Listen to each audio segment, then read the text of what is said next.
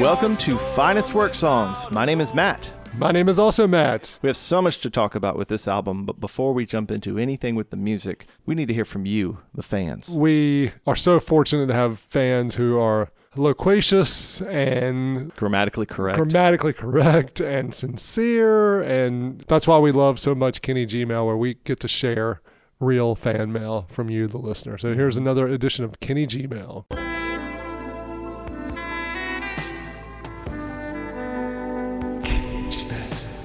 This first one is in response to our Teenage Fan Club Bandwagon-esque epipod, and this comes from Bridget Frederick Morey. Now, you bear with me here because I don't speak Latin. Regular or pig? No, this is regular Latin. Okay. I'm fluent in pig. Okay. Please. I'm from Harnett County. Took it in high school. Yeah, sure. You guys offered Spanish, pig Latin. It's the same teacher. Same curriculum. You think you're speaking Spanish, but it's pig Latin. You traveled to Spain and kids, I'll handle this when we're in a restaurant. So Bridget writes, and don't worry, I've got the translation when we're done. So, okay. Etiam portator placerat gravida, mecenas venatus quam sit emet, vehicula consecutor, libero puris portator nist, tristis tempus dolor. I recognized a few words. I think that they said, I'm proud of my milk that I ride in my vehicle. I obviously wrongly thought that Latin was a dead language. Clearly it's not. No. If people are still writing it. Bridget gets it. She's down. I actually sent this off to a well-renowned university linguist to translate it. Oh, great. Dr. Google. The translation is, even innovative real estate pregnant, Masonist sterilized as carrots vehicles tomato, chili-free airline airports, such as Payne or a soft diameter, triplet time to focus on. I can get behind chili-free airline airports. I mean, let's be honest, sushi-free airline airports sound pretty good, too. Yeah. What did it say about pregnant? Even innovative real estate pregnant. Do you think that just means a burgeoning housing market? Raleigh is real estate pregnant these days. It is real estate pregnant. Bridget, thanks for writing. Yeah. Glad to hear that we are trending in Latania. Thanks again for sending those emails in to our Kenny Gmail segment. Again, you can send them to finestworksongs@gmail.com. For people who never read the title but just hit play, yeah. What's the album that we're reviewing today, Matt? We are going to be talking about Van Halen's 1984.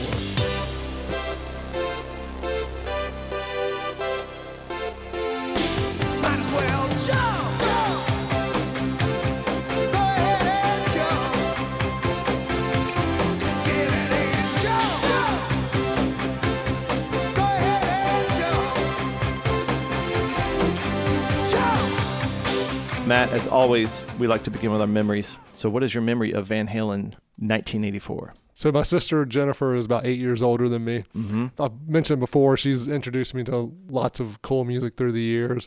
Wouldn't it? She gave you a tape with the Smiths on one side. Well, no, it was both tapes, but it was after her first semester of college, she comes back, she's like, I've got 2 albums for you to listen to. One was the Smiths, Strange Ways, Here We Come. The other was Poison, Look What the Cat Dragged In. She double majored in English. And makeup.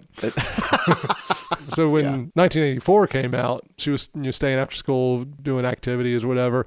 And I remember going into her room and playing this cassette, just sitting there and listening to it and just staring at the album cover. Yeah. And thinking why is there a baby angel smoking a cigarette?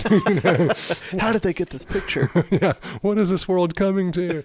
I'm excited to talk about this album. It's one that I have very, very fond memories of listening to. How about you? I remember it like it was yesterday, Matt. My family and I, we went and vacationed up at this resort in the Catskills. And one night I was out exploring, and I found there was a secret party. Ooh. It was a filthy grinding party. That's what they called it. And that's where the staff went at night. And I danced with my partner, and it was hot, incendiary. And I got caught up in all this drama of the staff. I ended up having to fill in for this dancer. Man, I'm new to this, right? Mm-hmm. I hadn't been filthy grinding for long. We went to a nearby resort and we did it. Except there's this climactic lift at the end, and I hesitated. We got through it, but my partner was pretty upset. Anyway, my dad finds out about all the drama and my involvement and orders me to stay away from the staff. But, I couldn't. Yeah. My dad refused to talk to me at that point. It was a great vacation. It sounds like it. Yeah, we had a wonderful time. My partner gets fired. There's tons of lying and adultery, just like any family vacation. Sure. Yeah. Meanwhile, my partner and I are just dancing, meeting up in secret. Mm-hmm. You know, we got in the water and danced at one point. Mm-hmm. Is that right? Yep. Yep. I figured you'd know. I've seen the photos. We practiced all summer. End of summer comes. All of the people who lied, all the people who had committed crimes, it was all rectified perfectly. And my dad realizes that he was wrong about my partner and about the filthy grinding.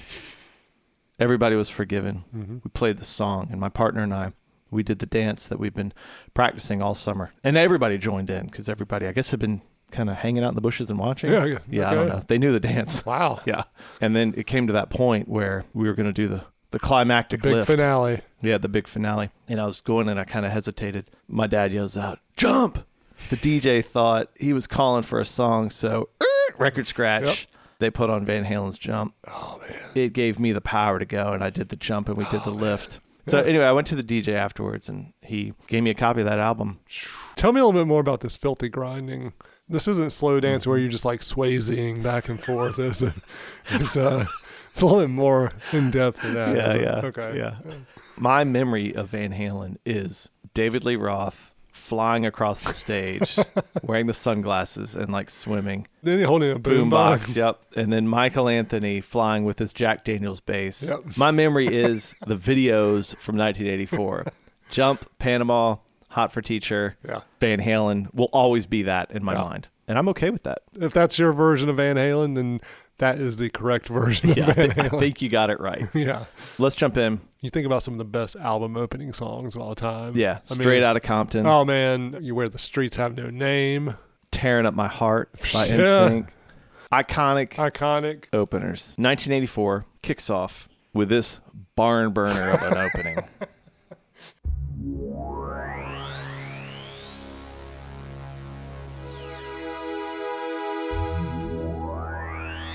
Sounds like a robot taking a dump.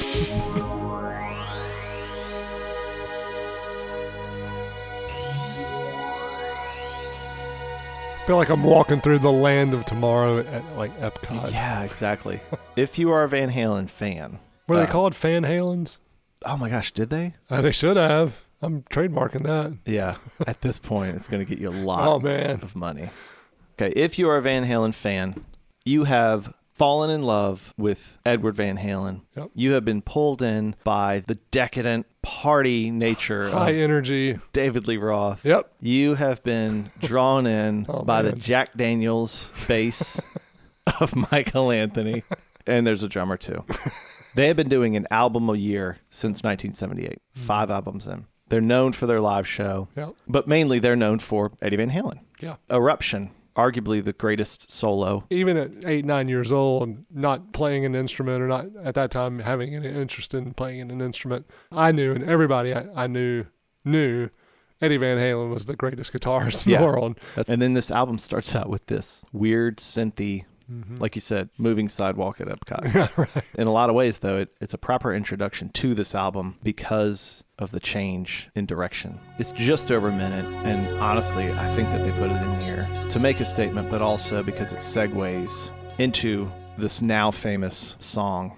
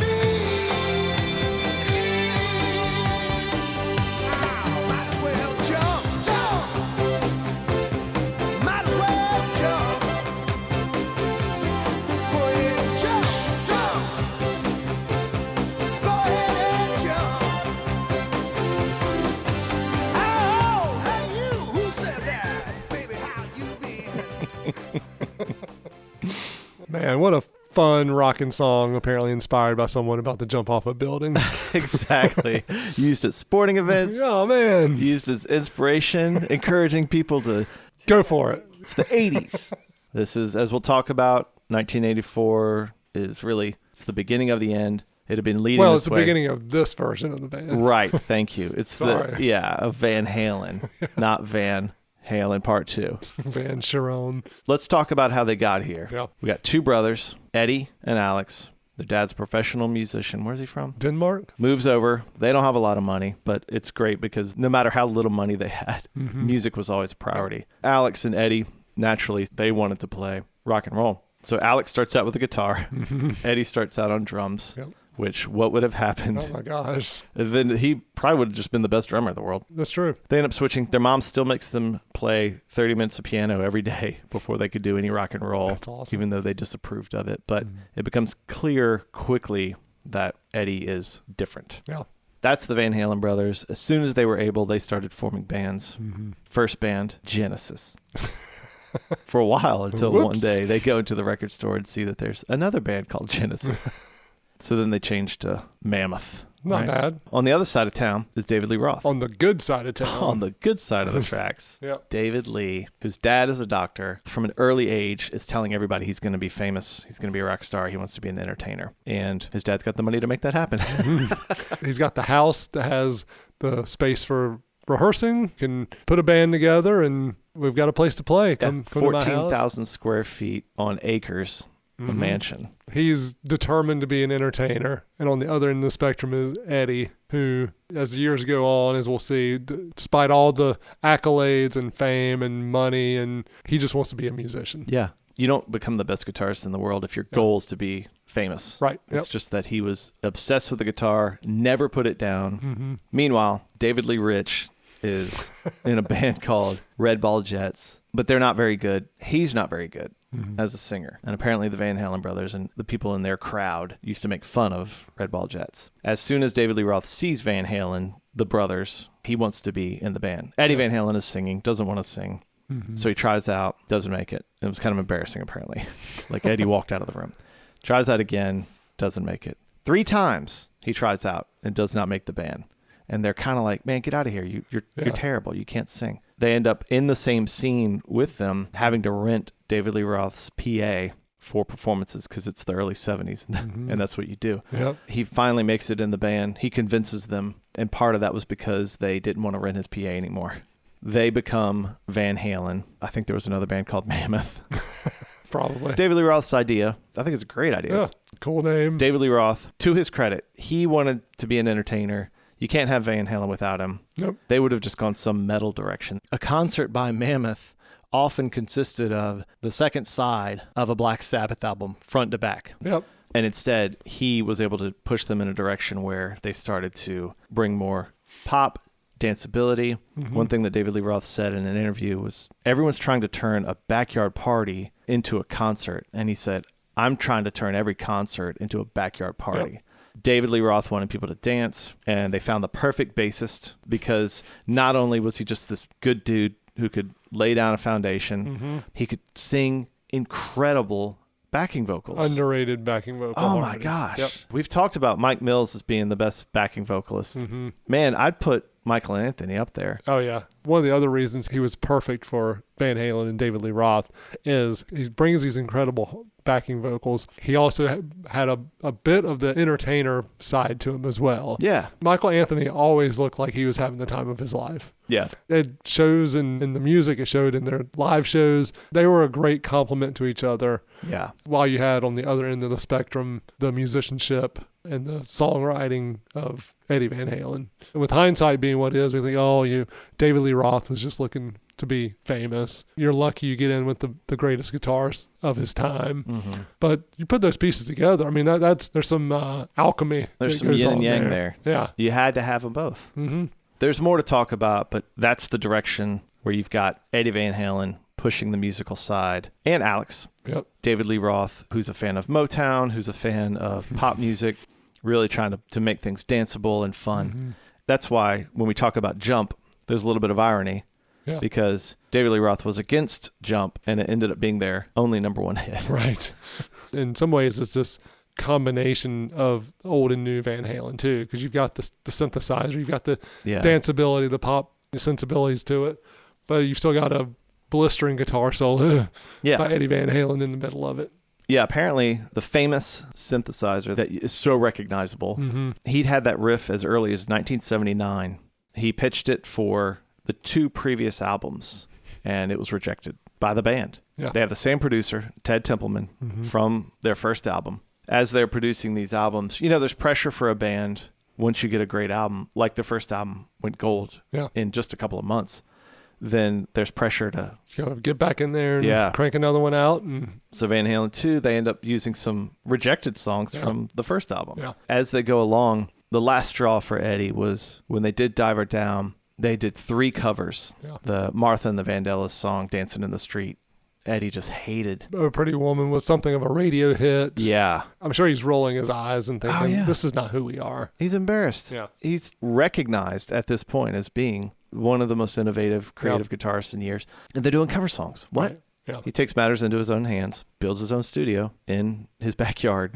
Basically, he and the engineer kind of split from the producer and David Lee Roth, started doing their own thing, recording all hours of the night, to which his neighbor, the actress who played the Bionic Woman, would call Valerie Bertinelli and complain, which is another just super 80s sentence. Isn't it? Yeah. But it's funny that he just was like, okay, I'm just going to build a whole entire studio and just start recording things myself. He really leans into the synthesizer and other things at this point. But I do think it's funny that with Jump, Eddie told Daryl Hall of Hall & Oates that I essentially ripped off Your Kiss Is On My List. Because your kiss, is on my list. Because your kiss, is on my list. Because your kiss is on my list of the best things in life. Because your kiss. Yeah, so there's clearly a chasm forming in Van Halen between Eddie's musical direction, and Eddie's also up to this point a pretty shy introvert. He's not David Lee Roth. He's not dancing on stage. There were times where he would turn his back to the crowd because he knew everyone was trying to figure out how he was doing his finger picking and all that. And I like that he thinks somebody could watch and go, oh, I got it. I see what you did there. Yep, that's easy. I'm going to do that done now. And done. Yeah. That's kind of the irony of him, is he's doing these amazing solos and he's the guitarist everyone wants to be, but in his heart he's just kind of like, I just want to play music. Anytime you see those players, it's because they're the kid in the bedroom. Yeah, just playing for hours. Yeah, it's not that he's like a nerd or anything, but it's just there's an obsession. So you're not David Lee Roth out partying. Yeah, he's wanting Van Halen to grow as a band. He's wanting Van Halen's songwriting to grow and not just be party songs. You have this guy in David Lee Roth who only wants to have a party all the time. Yeah. You're going to butt heads and it's going to come to a head at some point. Yeah, I mean, that's a bad sign. If you take the keys to the studio, you take your ball home. Yeah. Like he's been fed up. He's like, I'm getting this riff out there. Yeah. Jumps the first one they record. Then he takes it to the band and insists on, hey, we're doing this. I guess he'd put a drum machine in there. That's when they finally relented and said, all right, if we're doing it, we're going to do it. And they did it in one take. God. They're amazing. Yeah. They are incredible. These guys were relentless in touring and playing. Yep. They had this attitude of we're going to take over the world. Yeah. They did. That was the formula was you put on an album, tour relentlessly, put on another album. You're never not touring. That's how they made their living. One thing I love about Van Halen, and this even goes back to the original album, they were big on not one take, but kind of full takes, not doing overdubs. Apparently Eddie Van Halen he wanted to play like he played live, where he doesn't need a whole bunch of layers and everything. He's going to make it sound full. But they would leave mistakes in. This is the keyboard track to Jump, isolated. Listen to this. Fast forward it in a bit. Here's a mistake coming up. Listen to this. Wow. This is the track from the album. Anyway, isn't that interesting? Wow, that is interesting. Yeah. Warts and all. I kind of like that. They're rock and roll. Yeah. Let's talk about the video to this, Matt. A couple of the videos from this album are like live videos, right? Some footage from like a real concert and then sound check footage, and you get a sense of what their live shows were. And that's kind of the cool thing about these early days of MTV. You couldn't just get on the internet and watch a show of someone live on stage. And so you've got the ability to see what this band might have looked like on stage. This for David Lee Roth, I mean, he was made for music videos. Yes. They would not have been as big as they were without MTV. Right. Michael Anthony, the fun-loving dude. Hamming it up. Yeah. You know. He's the one that you want to hang out with the most. Yeah. David Lee Roth. Ultimate showman. Yep. Doing his kicks. Wearing bikini briefs over tights. Yeah, over leather tights. Yep. The party continues. Boy, does it ever. With this next song, Panama.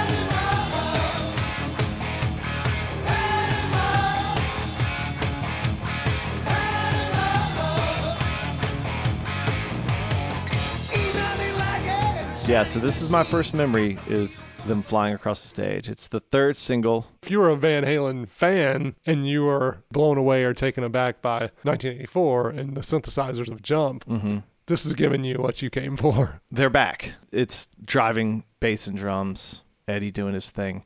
I think they did this for a while, but Eddie's guitar is only in the left channel. And they have, I think, like the reverb in the right channel. And so if you're listening on headphones, it only sounds like his guitar is in your left ear, which is really interesting considering that they don't have tons of layers and synthesizers in this song. You can't have a song about, you know, burning up the road and fast cars without real car sounds. That's right. And it's hard to have a more 80s statement than they recorded Eddie Van Halen's Lamborghini revving up for the song. That was one of the car posters I know I had in my room as a teenage boy. It was multiple Lamborghinis. Gosh, they were big. That was the aspirational sports car. Yeah. That you knew you probably were never going to get. That's right. You would see Porsches, but you never didn't see many Lamborghinis. Yeah. Not in Dunn. Well, the one Lamborghini in Dunn probably was like 1985. You know, Dunn is right off Interstate 95, so you get a lot of people New York to Miami. Dunn's the stop on the way. Dunn is the halfway point. That's right. The story goes, it was on the front page of the local paper, so I'm sure it was real. This guy had just bought a Lamborghini in New York and was driving to Florida, and it caught fire right outside Dunn. So there were photos of this brand new Lamborghini just in flames. I love that you remember that. Of course I remembered it. It was my dream car. Yeah, you're like 9, 10 years old, and you see that. It's burned in your memory. Yeah, Lamborghinis, man. Big in the 80s. What do kids want to drive now? Teslas. I guess, Matt, I got something for you. This is a version of Panama with a different singer. Oh. Let's see if you recognize it. You have to listen close. You might want to close your eyes to make sure you know who this is. Yeah.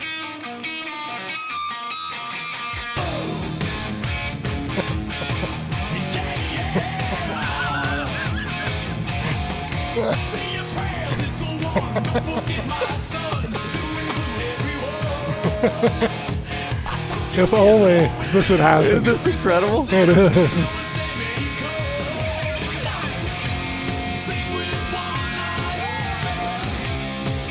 Wait till you get to the chorus.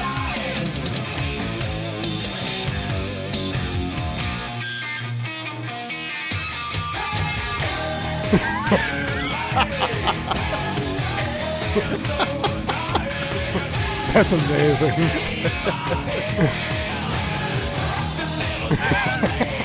It's amazing how well that works. I know. That's fantastic. I love that. That's somebody who just knows music, who's driving around and hears that doom, doom, that driving beat, and they think, oh man, I can hear it. But I can't believe it fits so well. That's amazing. You referenced it earlier with the video to this one too, with David Lee Roth flying across the stage. Yes. With goggles on and holding a boom box. And again, like the videos from between Jump and Panama were not drastically different in that they're showing, the band on stage. And this one combines live footage with also them flying across the stage.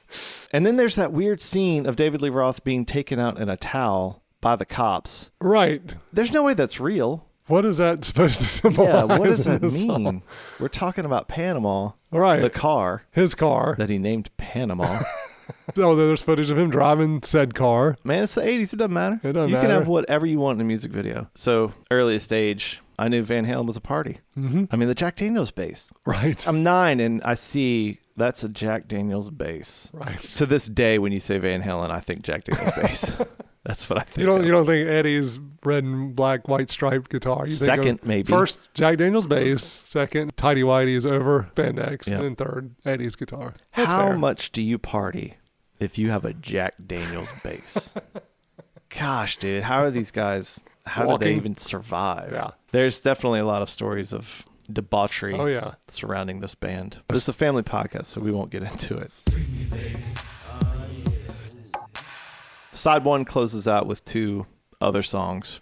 Two other Van Halen songs. 2 other Van Halen songs, but then you flip it over, whether it's a cassette or the album, and this is what's waiting for you.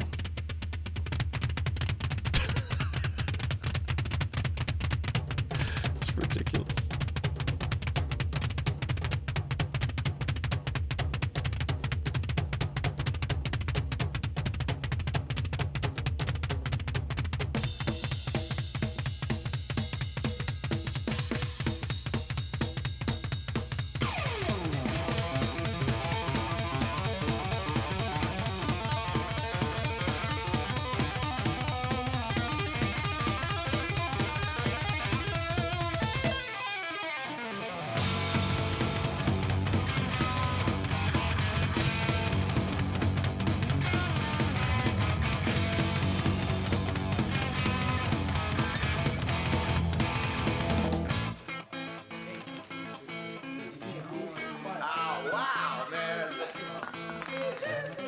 Wait a second, man. What do you think the teacher's gonna look like this year?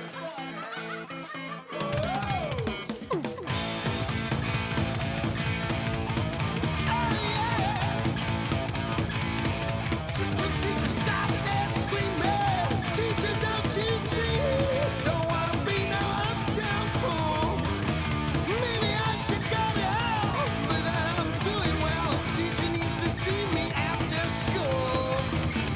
I think of all the education that I missed, but then my homework was never quite like this.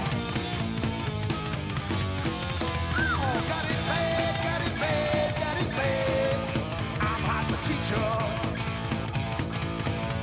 I got it bad, so bad. I'm not the teacher.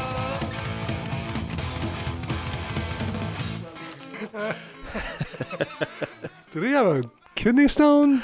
I don't know, man. That's one of the best parts about Van Halen, though. And you God. don't notice it when we're growing up. No. It's just, oh, that's David Lee Roth. Yeah. But now when you listen, That's all I noticed. that's all you notice. One of the best things about David Lee Roth are all the noises and grunts. howls and screams, and they're omnipresent. I think the best example is this that you shared with me. That's why the internet was invented. Exactly. And this is a great example of David Lee Roth Doing David Lee Roth. doing David Lee Roth. This is just the vocals from Running with the Devil. Oh, yes.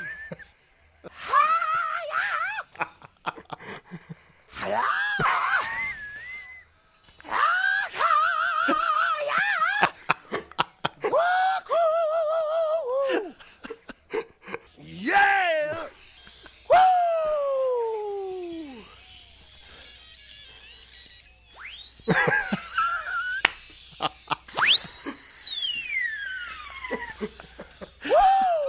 He brought that whistle thing in there.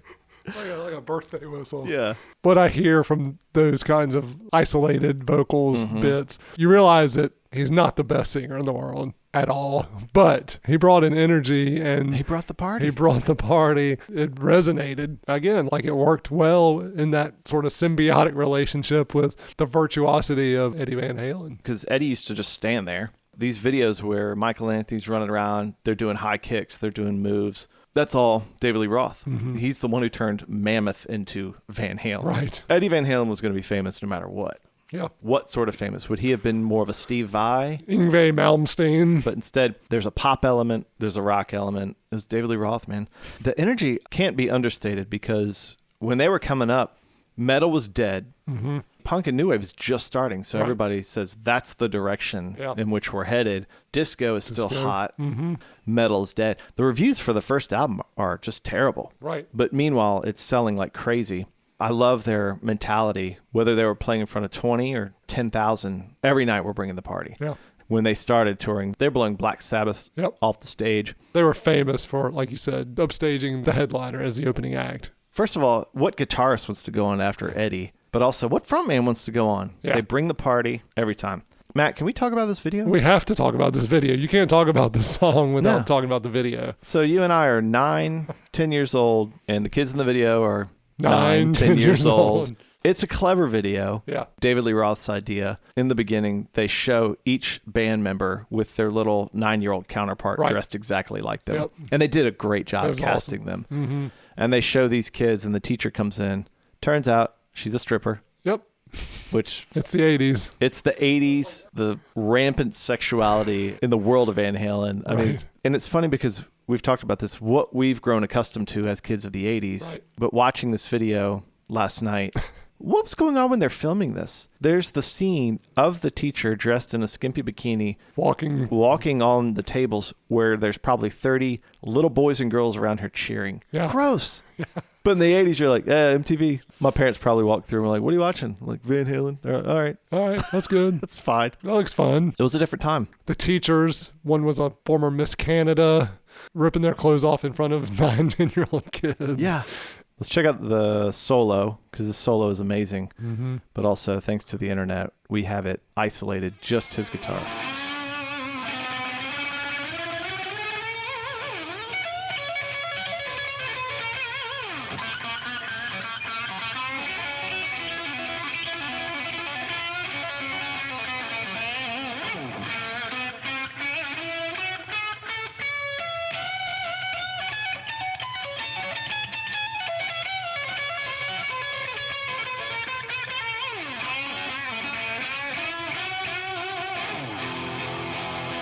Wow. Gosh, dude. He wasn't just fast. Yeah. He's inventive. He didn't invent tapping, but he's the one who sort of took it and exploded it. He's doing stuff with his amps that no one had heard of. He's doing stuff to get tones. He's building his own guitars. It's more than just like he just sat there and played over and over. I mean, he was obsessed. That seemed like that was another thing back in the 80s. It was like, who's the fastest soloist in the world? Yeah. He's doing these solos that show off his uncanny ability and his genius guitar playing, but they're also intricately part of the song and adding melody. He's adding... Yeah. They're borderline pop songs. Yeah. I mean, Jump's a pop song. Yeah. The fact that he can do that within the song, he knows the music. Matt, Eddie Van Halen played the guitar solo on Beat It. And we've talked about that on our Michael Jackson Thriller Epipod. And there's a funny story that it's one of these stories that we love. Yes. The studio stories that are so extreme. Yep. And so this is what's reported, that Eddie took his own engineer because that's the only guy who could help him get his sound. And it was so loud as he was playing the last notes of the solo, one of the studio monitors blew up and caught fire. Yes. There's no way that happened because he's so intense, so loud and piercing that a monitor blew up and caught fire. What? Who told that story? His Quincy engineer? Jones. Of course. In 1983, the albums that are being recorded at that time, Lionel Richie, Michael Jackson Thriller, Prince Purple Rain, Bruce Springsteen, Van Halen, that seems to be when the 80s started really coming together, is that 1983, 1984 time frame. And Van Halen's a big part of that. Like you said earlier, they were bringing back to the mainstream this hard rock, heavy metal sensibility that had become somewhat passé. You still had bands out there producing albums. I mean, Iron Maiden's still a thing. They're still touring. at that time. Yeah, but we're talking about Mainstream. but competing with new wave. And So Prince. Duran, Michael Jackson. punk that kept creeping in there, Yep. even into the mainstream. When I listen to like top 40 radio now, when I'm riding with my kids, I wonder if that's going to come back. Right now, I don't hear a lot of rock. What's going to be the next thing to kind of pop back up as a throwback, if you will, to someone who says, I do still like guitar, bass, drum, rock. We're going to make this big again. Yeah. And that's what Van Halen did. But you're right, that's what they did. But they also represented the party and decadence of the 80s, with a Lamborghini on your track, the excess of the 80s, everything from his playing to the attitude of party and David Lee Roth's whole aura. Yeah. So there's one more single that we're going to talk about, Matt. I'll wait.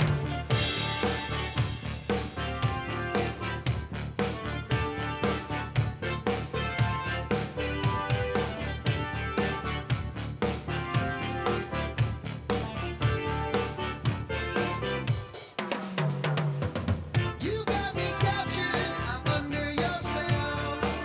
I guess I'll never learn. I am your picture, yes, I know it well. Another page is turned. Are you for real? It's so hard to tell from just a magazine. Yeah, you just smiled and the picture sells. Look what that does to me. I'll wait till your love comes down. I'm coming straight for your heart. No way you can stop me now. As fine as you are. I wrote a letter. So we've got another keyboard song. Yep. And apparently David Lee Roth hated it. Ted Templeman hated it. If they thought Jump was bad, they thought this was even weaker. Yep. Eventually, Eddie got his way, which meant that David Lee Roth had to write vocals for it. And he was having a difficult time. Right. So, Matt, it's the 80s. 80s. Who does he call to get help writing this song? No, the Michael McDonald. He came from somewhere back in where long ago. So if you're David Lee Roth, you don't respect Michael McDonald. No. In order to foster creativity, and this had to be new for Michael McDonald, and I would give anything to see his reaction. He hangs up a picture of a Calvin Klein female model wearing male underwear and says, "Why don't we sing to this picture?" I don't know if that's really 80s or really David Lee Roth or both. I think it's a little bit of both. When you think about the lyrics, This isn't him like, oh, I'm inspired by this model in this ad. Someone to create a story, a narrative about Yeah. who she is. No, it's like, you're in the pages of a magazine and you're Yeah. really beautiful. I wish you were real. and then he says, "Such good photography." That's a lyric. That's the 80s, dude. How are these lyrics in a song that reached like top 10? You wonder, like, was Eddie Van Halen just going with it? Or were they like, "Man, good job. That's Awesome. poetry. Let me see that picture." Yeah, dude, you nailed it. I mean, it worked, right? He gets crap for just being a party guy and an entertainer, but I mean, he wrote these melodies. Yeah. They're catchy. They Yeah. fit. He knows I mean, what he's doing. Yeah, when you hear those, like that Running with the Devil, you Yeah. can hear the you hear the melody. You hear the brilliance. The brilliance. I think it's fitting that we end on this song because after this album, David Lee Roth does a solo EP and then eventually leaves the band. They bring in Sammy Hagar and do 5150. Go on to do OU812 and other albums. But this song to me feels like the beginning of that direction. Yeah. Jump has the synthesizers, but that's a David Lee Roth song. Yeah, And you could see Sammy Hagar singing this one. right. It's got more of that 80s synth feel. This feels like, hey, this is where we're headed next. This feels like a safer pop song. You don't have the David Lee Roth screams and howls. And I don't imagine during I'll Wait, he's jumping off like the drum riser and doing his high Yeah. kicks. Yeah, you're right. This seems much more in line with a Sammy Hagar, Van Halen direction for sure. What an album to say goodbye to this version of Van Halen, to the magic that is David Lee Roth and Eddie Van Halen, the yin and the yang. When David Lee Roth leaves, he goes all in on his yin. Yep, doing cover songs. Doing cover songs. Just a gigolo. Doing California Girl. Yeah. And he was helped by the videos Yeah, immensely. exactly. And then he's kind of on a quickly downward trajectory after that. And Van Halen continues on, but drops the party. Had some pretty major success. Yeah, but so much more subdued. I mean, when you think of that Van Halen with Sammy Hagar, they've calmed down. Alex sobers up. Mm-hmm. It's not the decadence. It feels like the 90s came early. Even compared to videos, you're going from Hot for Teacher and Panama to Dreams, which is the Blue Angels. Right. Oh, the boys have grown up. Yeah. So, Matt, we've got this iconic album, 1984. Listeners, what we do every Epipod is we challenge one another. If you had to remove a song, which one would it be? Matt, you hear a revving of an engine. You look out, and David Lee Roth is in that stupid convertible, and he's here to pick up your wife and your daughters to go for a ride. If you don't take a song quickly off of 1984. So if you had to, which song would it be? If I had to remove a song off 1984, it would be the last one, House of Pain. If I had it all to do, I'd keep it just the same. But I fix it so you never leave this house of pain. We've talked about the hits on this album. There are some rocking Van Halen songs on this album, like Top Jimmy and Drop Dead Legs, that fit into that Van Halen oeuvre, if you will, of guitars and sex and cars and all that. House of Pain just feels kind of blah to me. To end the album on it just seems like a bit of a downer. It's a song that predated their first album. It didn't make one. Didn't make two. You know, so it seems like something they reworked, but why? Just if it didn't make it yet, then get it off. What about you? What song would you remove? I would remove, Matt, Drop Dead Legs. Take that steam, giant bird, makes me scream. I get nothing but the shines of you. Giant butt. Yeah. Yep. Dig that steam, giant butt. He wrote this after watching Marilyn Monroe in the famous scene where the air vent is blowing up her dress. Yeah. So he's like, dig that steam. I see it. And he's like, oh, her skirt went up. Giant butt. Like, David, what? Write what you see, David. I mean, I could have taken off Girl Gone Bad. I mean, I could have taken off Top Jimmy. I don't mind Top Jimmy. I mean, it sounds like a Van Halen song. It's just kind of dumb. Yeah. I mean, well, they all are. I mean, Hot for Teacher really makes me think. I think about the educational system in America. What if we hired more strippers? So it's really a jobs plan. We only scratched the surface with Van Halen. Luckily, they don't go below the surface. So we've pretty much covered everything you need to cover with Van Halen. Yeah. What a fun band. Yeah. I have more respect for them and their work ethic after really digging into them. There was something magical about this iteration of Van Halen, and especially this time of Van Halen. You know, Matt, it's been fun. We've taken a trip back to our 80s childhood. Mm-hmm. Standing in the room watching myself as a 9-year-old watching Hot for Teacher just really makes me laugh and think, what were the 80s? Oh, man. But I don't think we'll ever have an answer to that question. Are you listening right now? Thanks again to everyone for listening to another episode of Finest Work Songs. And as always, you can follow us on Instagram and Twitter at Finest Work Songs, and check us out on Facebook as well. We can't wait to see you next time. We have more fun epipods coming. Until then, we're going to go ahead and take you out with this.